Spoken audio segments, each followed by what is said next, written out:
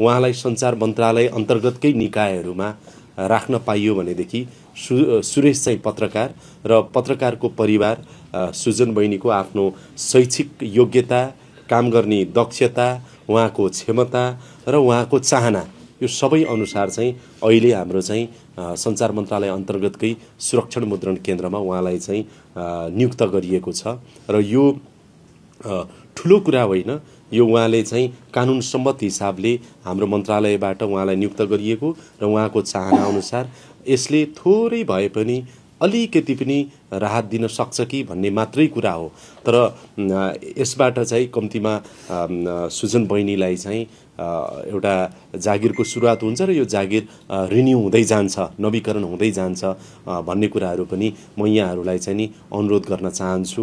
र मैले अर्को अघिल्लोचोटि चाहिँ सुजन बहिनीलाई के भनेको थिएँ भने अहिले उहाँले 12 पास गर्नुभएको छ, 12 पास गर्नुभएको छ।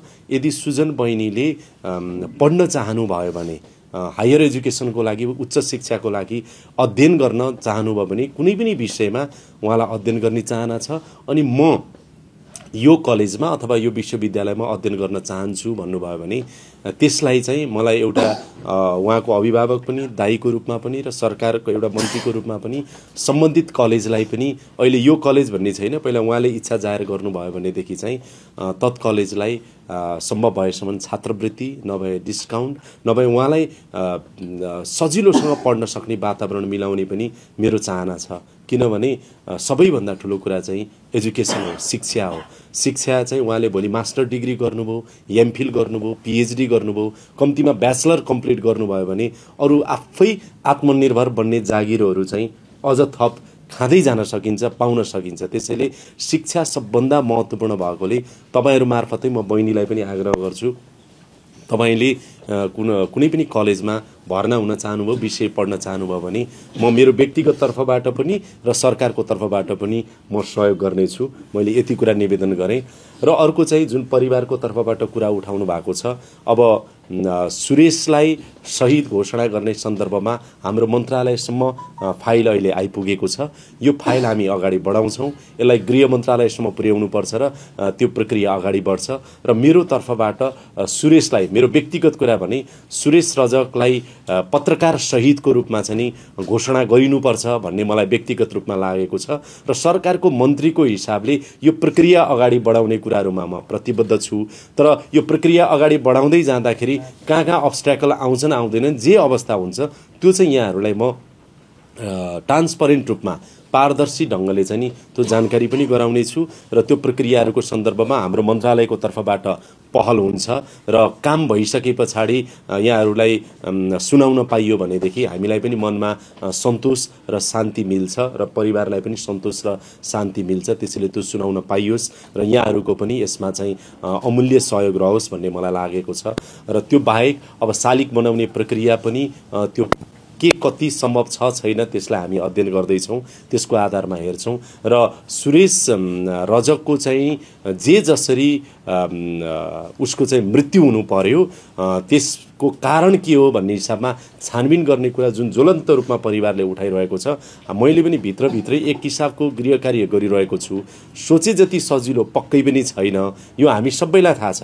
सोचे जति सजिलो पक्कै पनि छैन, किनभने छानबिन गरिराख्दाखेरि सुरेशको मात्रै विषयमा छानबिन हुने अवस्था छैन। तिनकुने घटनाको सन्दर्भमा यसले अलि ठुलो क्षेत्र दायरा समात्न सक्छ।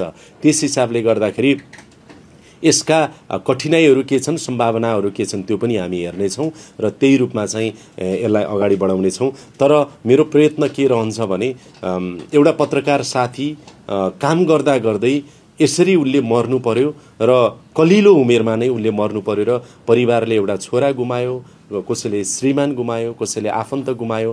हामीले एउटा सहयात्री सहकर्मी गुमाएका छौँ। त्यसैले भोलिको दिनमा यस्तो अवस्था हामी जसलाई पनि आउन सक्छ भनेपछि सुरेशको पक्षमा यतिखेर हामी सबैको साथ को जरुरी छ, तपाईहरुको ऊर्जाको जरुरी छ। त्यो सकारात्मक साथको चाहिँ नि हामीले अपेक्षा गरेका छौं र आगामी दिनमा पनि म मन्त्री हुँदा पनि नहुँदा पनि सुरेश रजकको हकमा, उनले न्याय पाउने हकमा र परिवारले पनि न्याय पाउने हकमा मन्त्रीको रूपमा र व्यक्तिगत रूपमा म सधैँभरि साथमा रहनेछु। म यो प्रतिबद्धता पनि व्यक्त गर्न चाहन्छु र त्यसको सुरुवात कम्तीमा अलिकति हामीले एउटा सुजन बहिनीको लागि एउटा जागिरको व्यवस्थाबाट सुरुवात गरेका छौं। यो आफैमा ठूलो कुरा होइन, तर सान्त्वनाको लागि खास गरेर बहिनीको चाहिँ व्यावसायिक करियरलाई अगाडि बढाउने कुरा, मनलाई अलिकति चाहिँ नि सान्त्वना दिने कुरा, अल्मलिने कुरा पनि, केही नयाँ सिक्ने कुरा पनि र सुरेशको पीडालाई कम गर्नको लागि पनि उनको दैनिक काममा चाहिँ अलिकति केही लागिराख्दाखेरि यसले सहयोग गर्छ कि भन्ने कुरा चाहिँ मलाई लागेको छ र म बहिनीलाई राम्रोसँग काम गर्नको लागि अनुरोध गर्दछु र हाम्रो सुरक्षण मुद्रण केन्द्रको कार्यकारी निर्देशक जो हुनुहुन्छ, यो पहल तपाईले गर्नुभयो। यो चाहिँ कस्तो भने यो मानवतासँग पनि जोडिन्छ, यो धर्मसँग पनि जोडिन्छ, आवश्यकतासँग पनि जोडिन्छ र न्याय, समतामूलक न्यायसँग पनि जोडिन्छ।